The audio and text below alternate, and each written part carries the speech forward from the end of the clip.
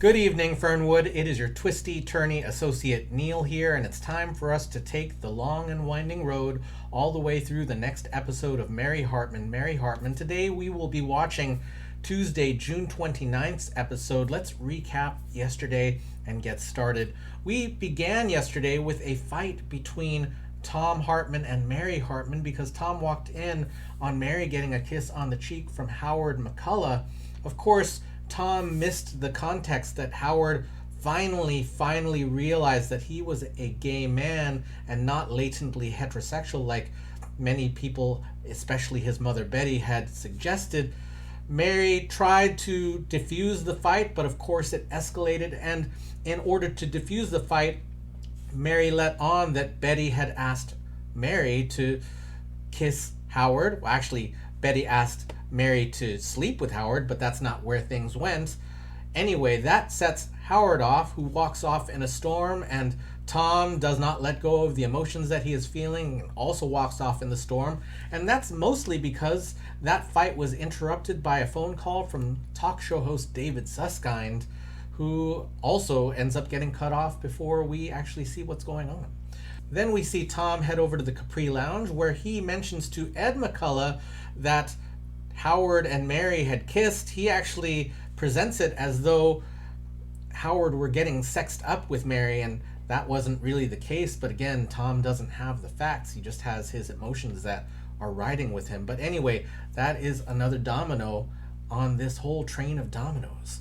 Then over on the other side of the Capri Lounge, Clete Meisenheimer and Kathy are having a lovely dinner that seems to show that they have very different opinions. First of all, about their roles in a marriage, since they're planning to get married. That's kind of an important discussion. But also in their views about how they see being in the news and Kathy having a career, and that just doesn't go so well.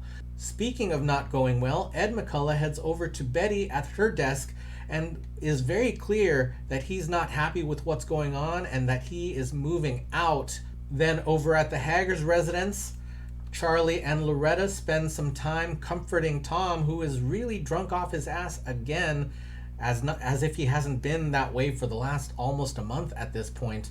That is followed by a confrontation between Howard McCullough and his mother Betty, because Betty has been interfering. What that means for Howard is that he's ready to come out of the closet. He's ready to get married to Ed McCullough. And of course, Betty gives Howard the bad news that Ed has left.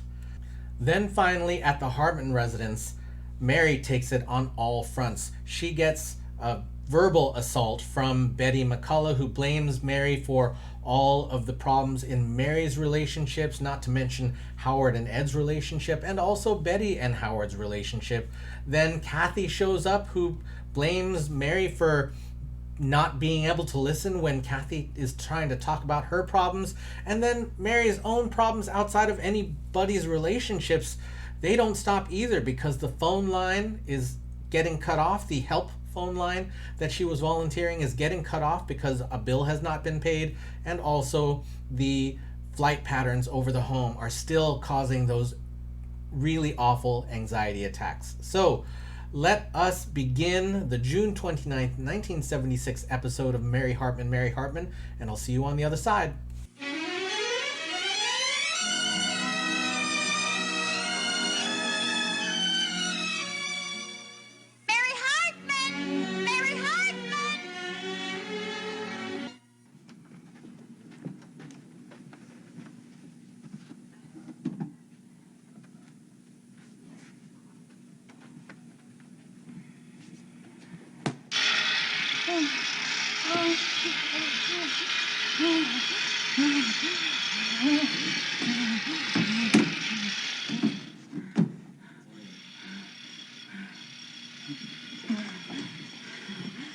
Red hasn't unpacked the suitcase yet. What?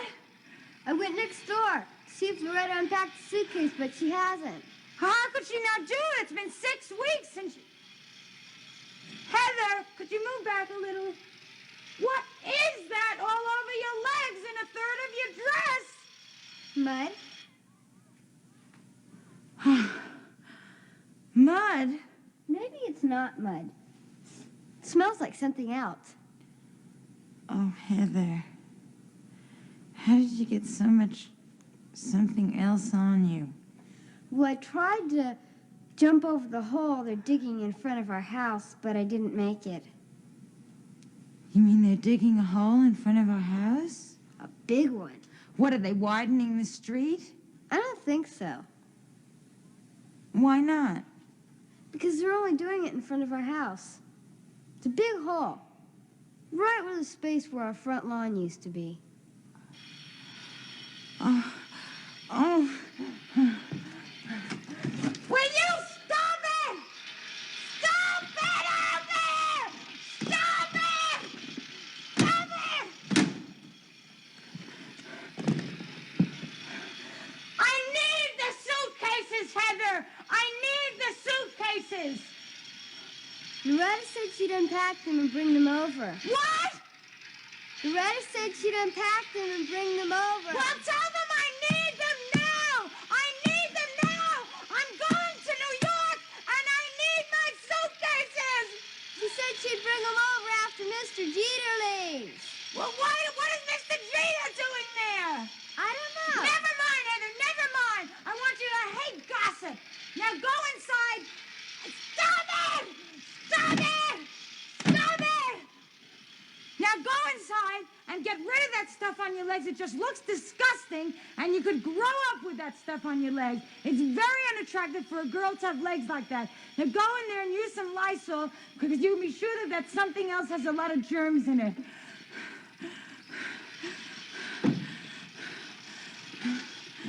Martha, why can't you leave the peanut butter in one place? Don't eat peanut butter, Grandpa. You'll spoil your appetite for breakfast. Oh, I had breakfast an hour ago and you were all still sleeping. I had to get up 7 times last night to go to the bathroom. I got so worn out walking from the bedroom to the bathroom, from the bathroom to the bedroom, from the bedroom to the bathroom, that I figured it'd be less strain to get up and stay up. I've got a surefire cure for them nighttime calls. Well, don't tell it to me. I got nothing to do in the daytime. At least those nighttime calls give me something to do. Where is the peanut butter? Pa, there isn't any.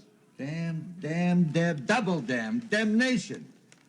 I didn't know you liked peanut butter. That's not what I'm mad at. It's this article in here about the government selling land around the Scioto River to an electric plant. Well, that's treaty land, Indian land.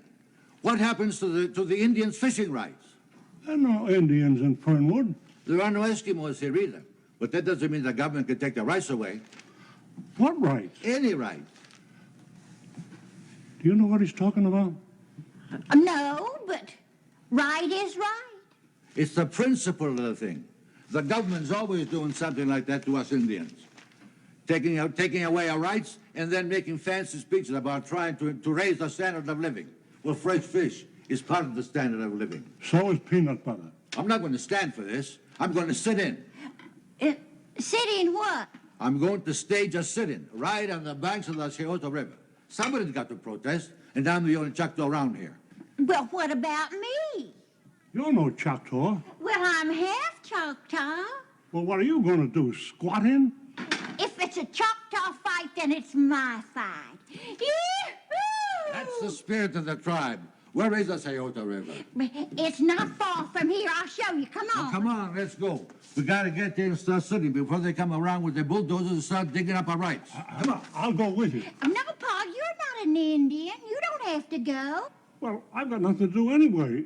I can't even make a peanut butter sandwich.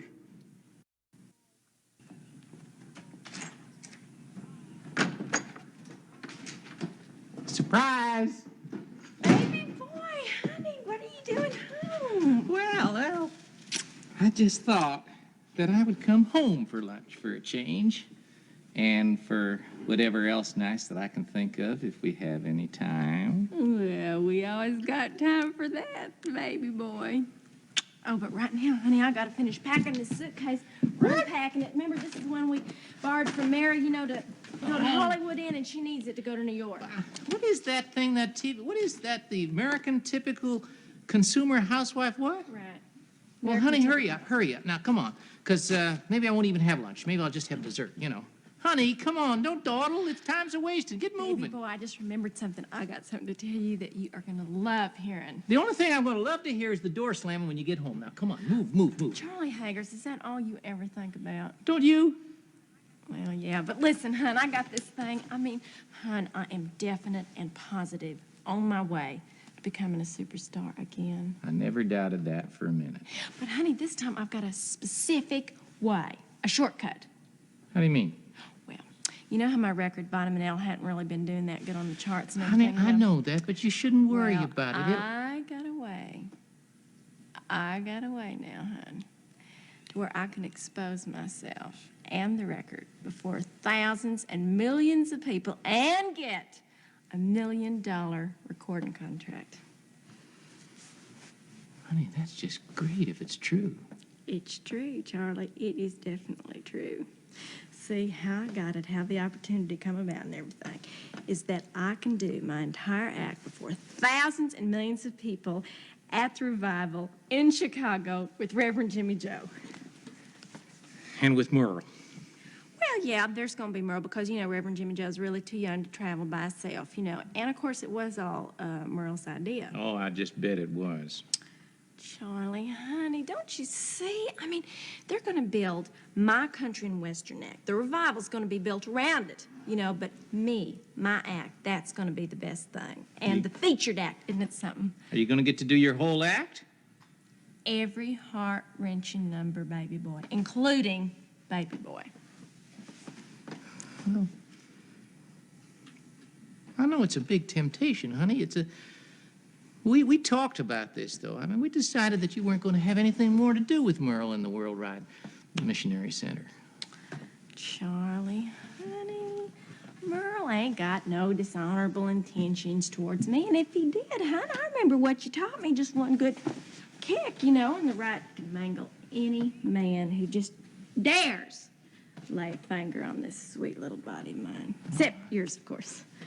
Honey, I know that. I don't have the puniest little doubt about your fidelities and all. It's just that Charlie, listen to me, honey.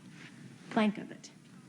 Here I am, center stage, spotlights beaming down on me, thousands and millions of people looking at me, listening to me, snapping their fingers, tapping their toes at me. Honey, it's going to be fabulous. I mean, think about it. I mean, everything, our dreams, our hopes, our prayers, our ambitions, they'll all be answered, honey. It's just like the first step on the stairway to superstardom. It is, Charlie, it really is. I mean, it's just the wang-doodled, foot-stomping, glory-busting, hooting and hollering.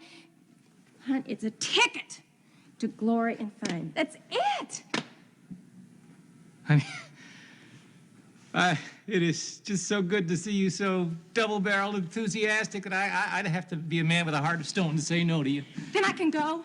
Yeah, that's exactly and precisely what I mean. You can go. Charlie, I love it. Oh, I love you, honey.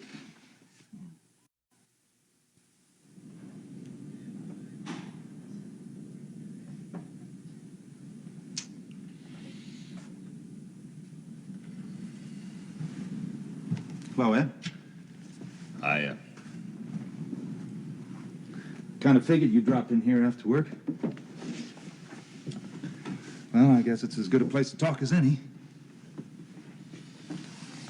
don't think you and I have much left to talk about, Howard. I think we do, Ed. Like what? Like whatever you heard, from whoever you heard it, it's not true. Mary and I are friends, and nothing else, that's it.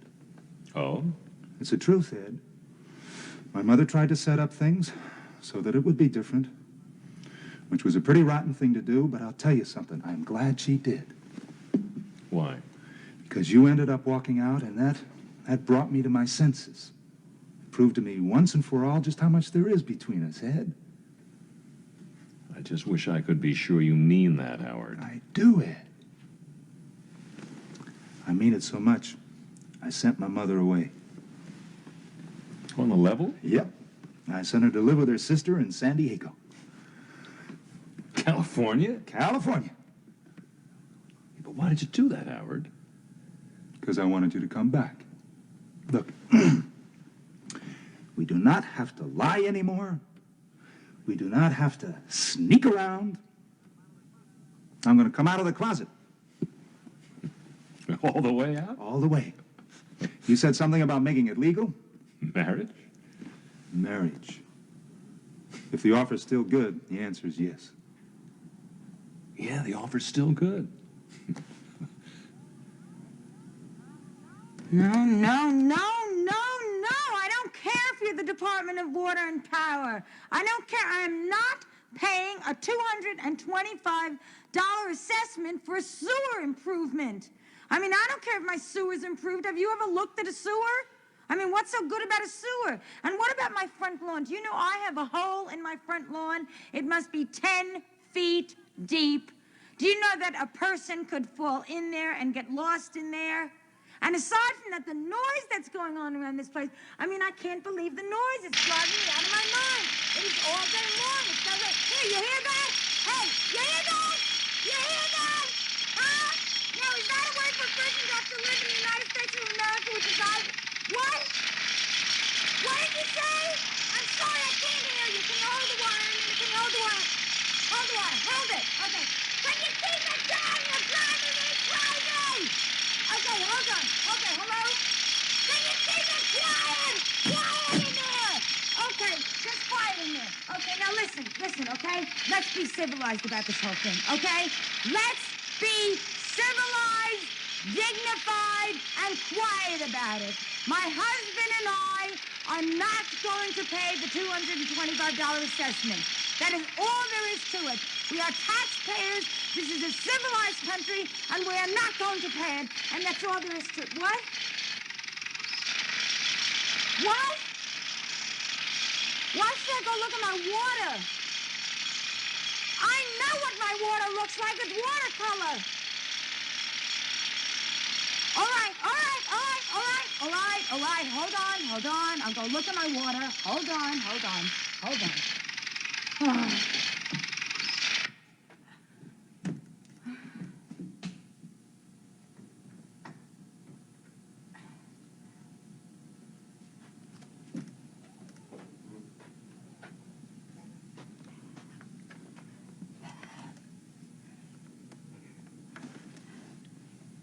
Hello? Where do I send the check for the assessment? All right. Bye. Mary, I'm you home? You upstairs? I'm in the bedroom. What are you drinking? I'm not drinking it. I'm just looking at this, waiting to see if it's gonna rot the glass. I brought your suitcase back. Oh, Loretta, what happened? Sorry about the mud mess. See, Mary, I was jumping across, you know, that giant trench that you got in the front of your house, which does make it look just a teeny bit like a battlefield in World War I. Anyway, I was jumping across it, and I made it, but the suitcase didn't. But, hon, I'm going to take it in the bathroom. I'll wash it off, and it'll be just as good as new, okay? Loretta, Yeah. you better use Lysol, Yeah. okay?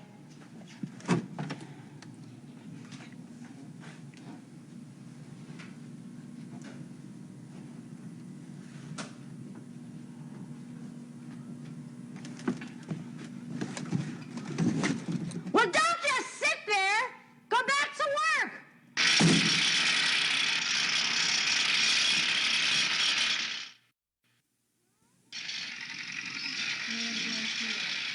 What? What? I said that I'm going out of town, too. I'm going to go to Chicago. Oh, that sneaky Merle Jeter. Sneaky? Mary, he's not sneaky. I mean, true, he's a bit backslid, but he's not sneaky. I mean, and he is anxious for salvation, Mary. But anyway, besides him, it's a great start for my career. Loretta, I don't trust that man. That man spells disaster. And take it from me, I know disaster. Trust me. Well, I'd like to take it from you, Mary, and I'd like to trust you, you know, but lately your judgment on men particularly hadn't been all that great, you know. I mean, it really hadn't. I mean, let's face it, you was real wrong about Sergeant Foley, and you've messed up pretty bad on Tom, if you'll excuse my saying so, of course. Well, it's hard to excuse, Loretta. Well, the thing is, Mary, you see, I'm in show business, and you're not. And so you probably wouldn't understand these things, you know? Oh, what are you saying? I don't know about men. I don't know about show business. I don't know about me. What am I, a big dummy? I didn't say that, Mary. Well, you implied it. You implied I'm a big dummy. Well, I didn't mean to imply it, Mary, but, you know, maybe if you thought that I was implying it, it was because, like my granddad used to say, see, he made this phrase up, he said it all the time, if the shoe fits, Mary, wear it.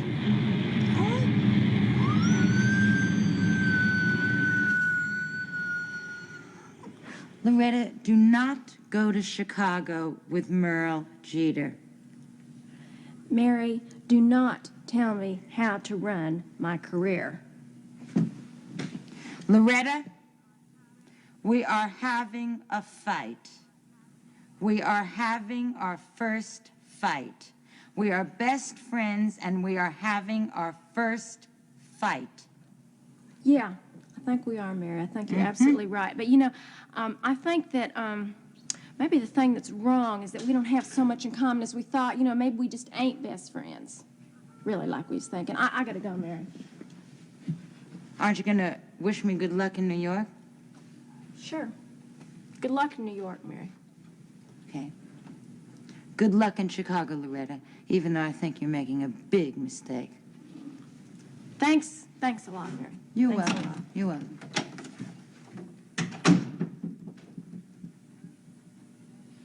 Mary! I'm up here. Oh, Mary? What, are you crazy? What, am I crazy? What are you doing? We are on our way to the Scioto River to protest our fishing rights. We just came by to say goodbye. Mary, it's almost time for you to leave for the airport and you haven't packed your things. Oh, no, Ma, I feel just, awful. I mean, everything's been going wrong, and I don't feel in any condition to travel or to go to New York or anything. I just don't think I can make it. I really don't. Oh, Mary, that's nonsense. You'll forget all about your troubles in New York, the Great White Way. Get on that Manhattan merry-go-round. Remember me to old Broadway. Yes. Hear that beat of those dancing feet on the avenue. I'm taking you to 42nd Street. Yeah. There's your taxi, Mary. No, I really don't think that I can go. I mean, I don't know.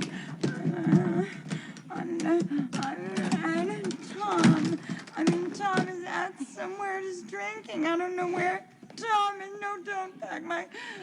Heather hates me, and I just lost my best friend, and my sister wishes that she weren't my sister, and I've ruined Howard's life. I ruined Howard's life, and I can't, everything is going... Oh, Mary, everything is gonna be all right. Here, Paul, take that. Come along. Come along. The warrior says everything is darker just before dawn. Oh, no, there's the phone. I don't want to answer it, because maybe it's going to be more bad luck. Oh, I'll get it, Mary. Close that, Paul. I'll get it for you, Mary. It's probably the airport calling about your flight. Hello? No, this is her mother. What? Oh, it is?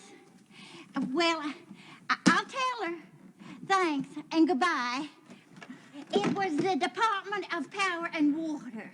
What now? Well, it is kind of a little bit of bad news. I don't want to hear it. I want to hear it. Well, actually, they made a little mistake, and they bored a hole into the water pipe, your water pipe, and now the water is going into the cellar, and the house has to be evacuated. But Mary, look on the bright side. You were leaving anyway, so don't worry about anything. George, your father, I will have him come over and take care of everything. Let George do it. That's a white man expression for things that never get done. I understand it now, having known George Shumley.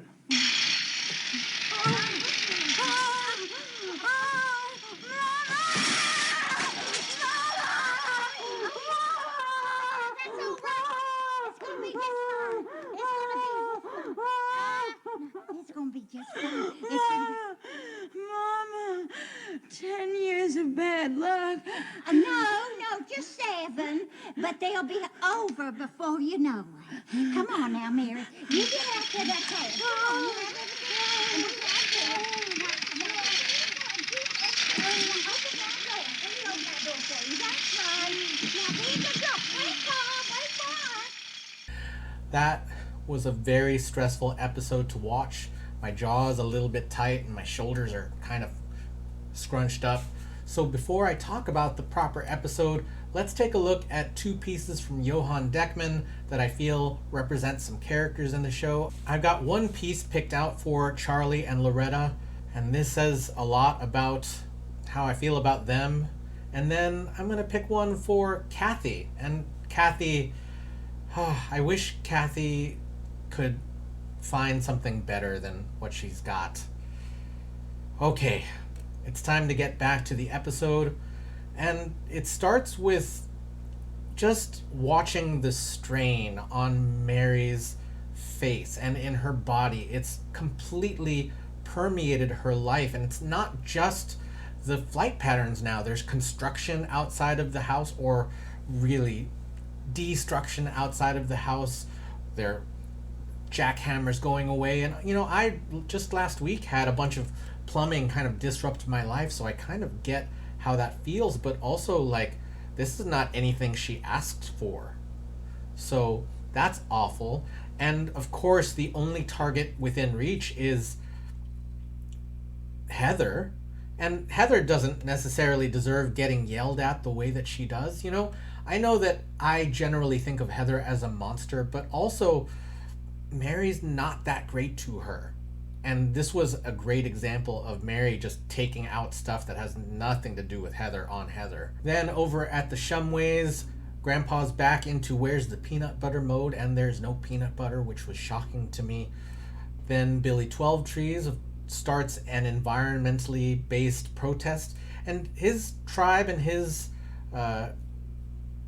people are not from Fernwood, so I don't exactly know where his stand is in this fight. I feel like it was really a cliche kind of treatment of Native Americans in the 1970s, and we've already kind of addressed that even though character-wise Billy is part of the Choctaw Nation, he doesn't really dress like any of the pictures I've seen of the Choctaw Nation, so I feel like this is a weak treatment of a character that kind of just needed to be defined to be somewhat odd for the show. I mean, it is good to have an indigenous character on the show, and I appreciate that, but also the treatment of this character is really, really cliche. So, of course, then we'll see more about that in a little bit. I really do appreciate Charlie and Loretta for the sweetness that they have and affection for each other. And I just cannot get down with Loretta taking the choice to go to Chicago with the Jeters. I just feel like that's bad news all around. Of course, Charlie is sold by it on Loretta. Loretta is able to make the case, and Charlie gives his approval. But I feel like it's a bad choice. So I said it. I'm not the only person to think it, as we will discuss in a moment. And then we have a really nice makeup scene between Ed and Howard. And it's weird. I understand that it's 1976 at the time of production. I wish that these two had more physical affection for each other in the way that I feel like they would have if they were a real couple, not just actors on a television show. Like, the kind of affection that Charlie and Loretta have for each other is something that I could see expressed in these characters. And I don't feel like I've ever seen them within a foot of each other. Like, not closer than this. And it seems a little bit odd. I get that it was very virgin territory when it comes to presenting a same-sex couple on television. I don't know what precedents may have come before this in terms of a couple having a same-sex relationship. I do appreciate, though, that Howard is able to get across to Ed that he is on board with getting married, and that is a big deal, and I hope that something good comes of it, because we've seen plenty of awful in this show, haven't we? Speaking of awful, Loretta comes right on over to Mary's bedroom with the luggage that was promised, covered in mud because of the destruction going on outside. And it gets to the first fight I think I've seen between Loretta and Mary, and it's stated that it's their first fight. They have had some affection for each other and they consider themselves best friends, but I don't know that they've ever really seen or listened to each other ever in this show.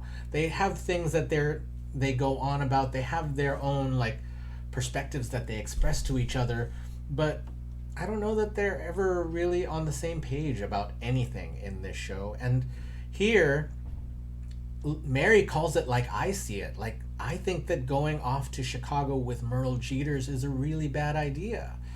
And Loretta is maybe behaving defensively about her decision to go to Chicago. And she's got it tied up with a whole plan to become a superstar. So I can see that there's some investment from Loretta, but it's Merle is skeezy, sleazy, rapscallion. He's all of the things that you really don't want Loretta to be hanging out with. That's not to say that Loretta can't take care of herself, but Loretta hasn't even tried to protect herself from anything, and she doesn't seem to notice any of the intentions that Merle has towards her. So I feel like Loretta's going in really naively to this situation. And then finally we see a really not typical Choctaw kind of situation with war paint on Martha and and then we see a really stereotypical presentation of a Native American with Martha, and then we see a really stereotypical presentation of Native American life with Martha and Raymond and Billy 12 Trees all in war paint heading off. And all I can say about that is Mary is not ready for anything, and she has no support system, and I don't know where Mary can go at this point. I feel really awful for her. I feel like she is going through so much stuff, and she is putting on a show to a certain extent of being sane, as I showed yesterday. She wants to seem sane. She wants to portray herself as having a completely idyllic and normal life, and she doesn't. And she's tortured by the world around her, not just the relationships, but literally everything. Now, the relationships that she has lost really are at the root of this, but it's bad news. And Mary is as isolated and lonely as ever. That's what I've got to say about the episode. I wanted to do a little bit of a tangent here because I'm wearing my Howard the Duck, vote Howard the Duck in 1976 shirt, which I'm a big fan of Howard McCullough as well, but Howard the Duck. And I guess I'm bringing this up because Mary Hartman premiered in 1976, and something was brought to my attention recently that in 1976 we had several artists coming out as bisexual, like Freddie Mercury and David Bowie were claiming bisexuality as their standard to bear. I maybe don't have a conclusion about that, except that 1976 was a time when thoughts were changing about gender and sexuality, and Mary Hartman's a mild part of that, maybe, and maybe it's a blip, because I don't know how popular this show was in terms of its reach. The impression I got was that the cool kids were watching this show, but maybe not everybody else. Maybe just that little part in the conversation of adding just a little bit of queer lifestyle to having a story with Howard and Ed as gay lovers who are about to get married. Now, gay marriage wasn't a legal option in 1976, but for them to actually make the move towards this seems like a pretty big deal to me. So I'm very excited to see where that goes. 1976 was clearly an interesting year.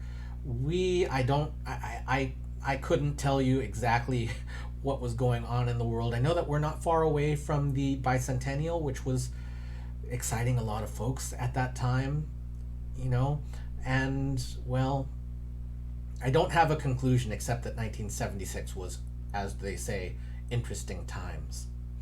So that was our episode of Mary Hartman for the evening. Thank you for taking this long and winding road with me, and we will see you tomorrow night in Fernwood.